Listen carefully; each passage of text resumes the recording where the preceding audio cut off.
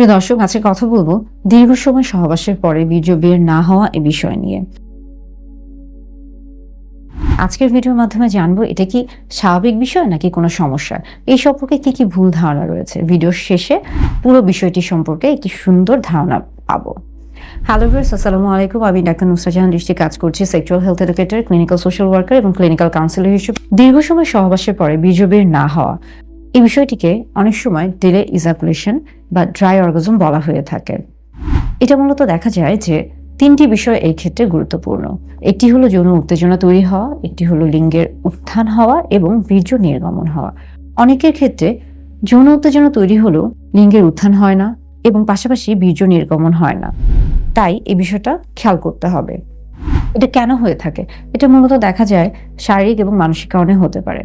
শারীরিক কারণে দেখা যায় যে যদি কেউ দীর্ঘদিন যাবৎ বিভিন্ন ধরনের স্বাস্থ্যগত সমস্যায় ভুগে থাকে, যেমন উচ্চ রক্তচাপ, ডায়াবেটিস, এই জাতীয় বিভিন্ন সমস্যায় ভুগে থাকে, কিংবা এমন কোনো ওষুধ নিয়ে থাকছে যার কারণে তার এই জাতীয় সমস্যা হতে পারে। আবার মানসিক যে বিষয়গুলো রয়েছে সেই ক্ষেত্রে দেখা যায় যে স্নায়ু যদি দুর্বল হয়ে থাকে তাহলে সেই ক্ষেত্রে এমনটা হতে পারে, যেটা কিনা বলছিলাম ডায়াবেটিস, উচ্চ রক্তচাপ এই জাতীয় সমস্যা থেকে হতে পারে। পাশাপাশি দেখা যায় যে যারা হরমোনজনিত সমস্যায় ভুগে থাকেন, বিশেষ করে সেক্স হরমোন টেস্টোস্টেরন যদি কমে যায় সেই ক্ষেত্রে এমনটা হতে পারে।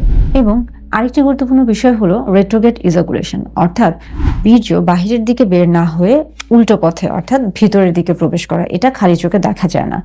এই সকল সমস্যার কারণেই কিন্তু এমনটা হতে পারে।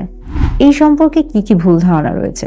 দেখা যায় বীর্য যদি দীর্ঘ সময় সহবাসের পরে বের না হয়ে থাকে, অনেকে মনে করে থাকেন তার পুরুষত্ব শেষ, অনেকে মনে করে থাকেন তিনি বন্ধ্যাত্বের দিকে এগিয়ে যাচ্ছেন, আবার অনেকে মনে করে থাকেন এই ক্ষেত্রে পরবর্তীতে তার এই সমস্যার সমাধান সম্ভব না।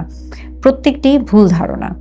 বীর্য যদি বের না হয়ে থাকে দীর্ঘ সময় সহবাসের ক্ষেত্রে, তাহলে সেই ক্ষেত্রে দেখা যায় এটা যদি সাময়িকভাবে হয়ে থাকে তাহলে এটা সমাধানযোগ্য এবং চিকিৎসাযোগ্য। সেই ক্ষেত্রে অবশ্যই চিকিৎসকের পরামর্শ নেওয়া প্রয়োজন।